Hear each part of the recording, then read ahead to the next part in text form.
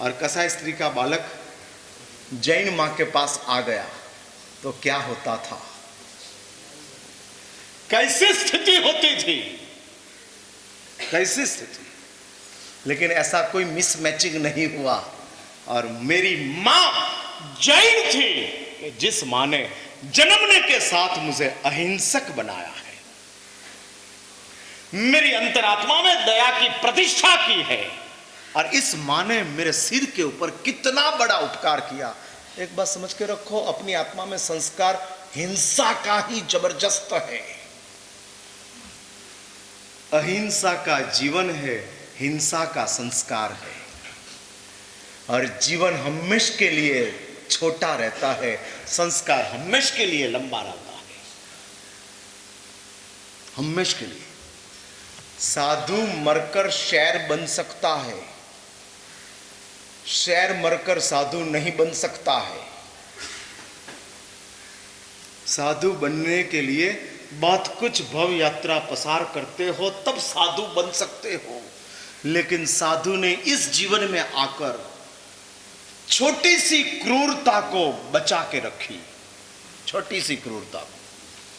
हाँ, साधु जीवन में भी क्रूरता का संस्कार कभी कभी जीवंत हो जाते हैं।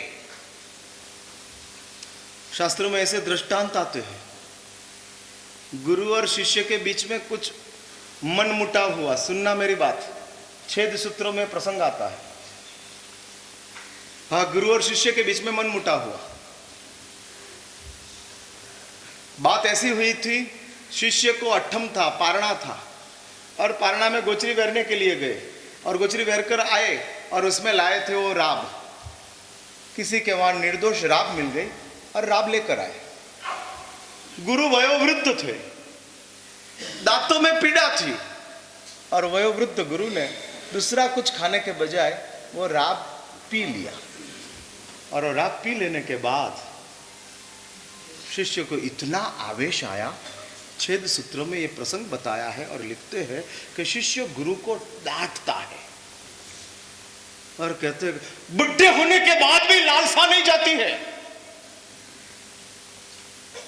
और तब गुरु कहते हैं कि वत्स, 3 दिन से दाढ़ में दर्द था, आज ये गर्म मिल गया और इसलिए मैंने पी लिया,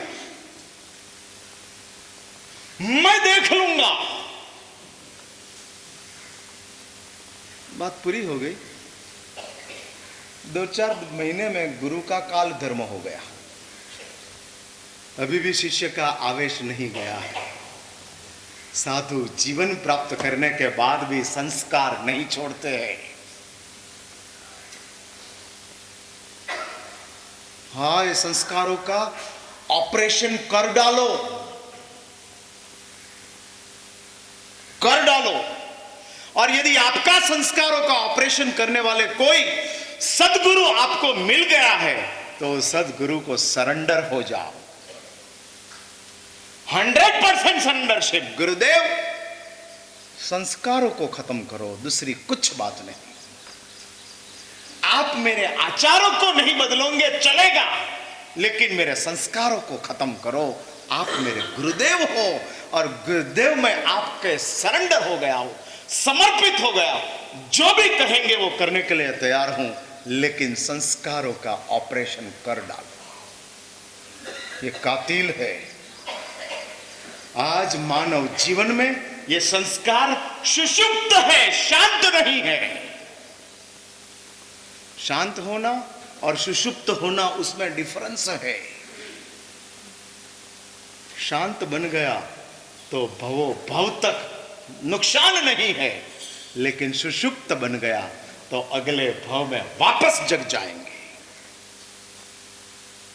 हाँ, वो शिष्य का आवेश नहीं गया, गुरु का काल धर्म हुआ। और उस समय में 6 सूत्र में लिखा है, अग्निदाह नहीं दिया जाता था। क्या होता था, जंगलों में जो साधु का शरीर है, पार्थिव देह, वो जंगलों में महापारिठावणी क्रिया करके उसको वो सिरा भी देने का होता है। बाद में जो पर्याय होता है वो होएगा, छोड़ देने।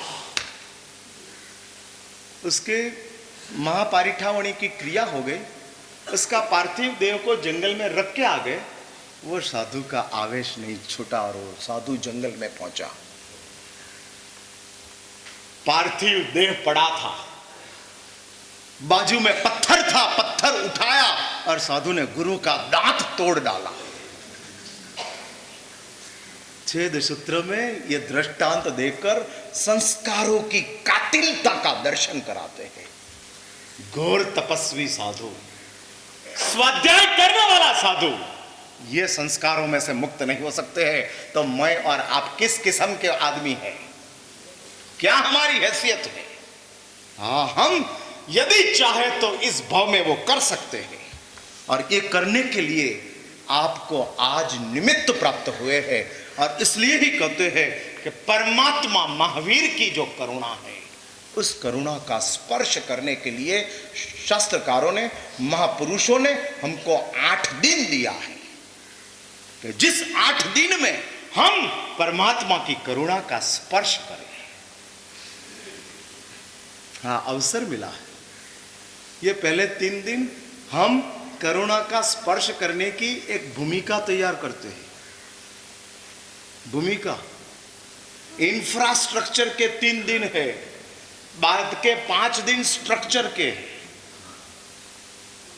लेकिन ये इंफ्रास्ट्रक्चर यदि हमने मजबूत नहीं बनाया, अमारी का प्रवर्तन नहीं किया, हिरसुरेश्वर जी महाराज ने जिस प्रकार की अमारी का प्रवर्तन कराया, बादशाह अकबर जैसे को चेंज किया। और बादशाह अकबर को अमारी मायने अहिंसा का प्रचारक नहीं, अहिंसा का उपासक बनाया। प्रचारक तो कोई भी बना सकते हैं, उपासक बनाना कठिन है। मैंने अहिंसा बादशाह अकबर के हृदय में जीवंत हो गई। प्रसंग पूरा मैं एनलार्ज करके आपके समक्ष लेता नहीं हूं, आप जानते हो, इसलिए मैं प्रसंगों को ज्यादा टच नहीं करता हूं। जो नहीं जानते हो उसके ऊपर मैं फोकस करता हूं। हमारे ऊपर एक कंपल्सन नहीं है कि हिरसुरेश्वर जी महाराज की बात आपको प्रवचन में, पर्युषणा पर्व के अमारी के प्रवर्तन में लेनी ही पड़ेगी ना, ऐसा कंपल्सन नहीं है। और इसलिए मैं एक्सक्यूज ले लेता हूं। हर बार पर्युषण में आप ये सुनते हो, चंपा श्राविका आती है, और ये चंपा श्राविका, श्राविकाओं की दुनिया में और कोई श्राविका नहीं हुए तो भी चलेगी। एक चंपा ने श्राविका संघ की ओर से इतना बड़ा उपकार जैन संघ के ऊपर किया है कि दूसरी कोई श्राविका और कोई उपकार जैन संघ के ऊपर नहीं करे तो भी ये श्राविका अपने लिए वंदनीय है। हाँ, दुनिया में जैन शासन में लास्ट 2500 साल में 3 श्राविकाओं का जवाब विश्व प्रसिद्ध हो गया। एक चंपा का जवाब, एक सुलसा का जवाब, एक मैना का जवाब। हाँ, अरे तीनों 3 जवाब रिकॉर्ड ब्रेक है। दोनों की बात अभी मुझे नहीं करनी है, लेकिन चंपा, बादशाह अकबर पूछ रहे हैं, ये 6 महीने का तप तू कैसे करती है? 180 दिन का उपवास, ये जिन शासन की कमाल है, ये जिन शासन का महिमा है। खाना छोड़कर भी मस्त रहना वो जिन शासन ने सिखाया है। खाकर दुखी रहना वो तो संसार ने सीखा हुआ ही है। हाँ, जिसका तप का पारणा हो गया उसको पूछो कैसे हो। हाँ, पिंटू भाई को पूछो घर में क्या चल रहा है। हाँ, जब तक 30 दिन उपवास कर किया था तब तक पिंटू भाई घूमते थे, अभी घर में ही रहते हैं। हाँ, चलता, अभी क्या करे क्या, पारणा हो गया और मेरा अनशन चालू हो गया।